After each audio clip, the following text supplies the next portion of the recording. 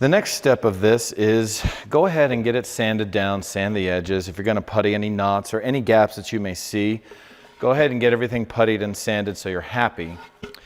But what we're going to do now is build a box. And the original that I built was 3.5 inches tall, which was a pretty good size because it gave me a drawer that was deep enough for all the pieces for chess or checkers or whatever.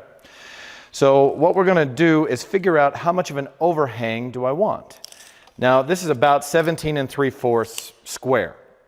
And I want to deal with simple numbers. And so I wanted around an inch of overhang or so. So if I just decided on a 16-inch box, that would be 1 3/4 extra. You know, that'd be a little less than an inch of overhang, which is perfectly fine.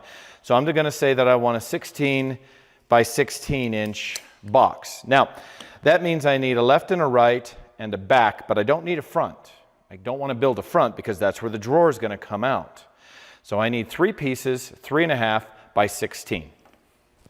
As always, I searched around in the scrap bin and came up with 2 small pieces.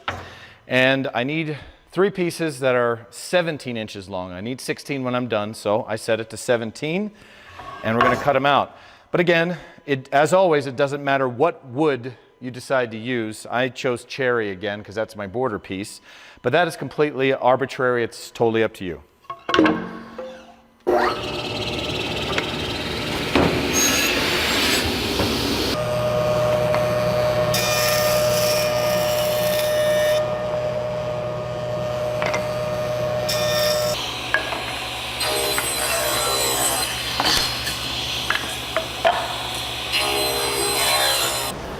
Now we're going to plane them down to our 13/16 and sand them to 3/4 of an inch, like always.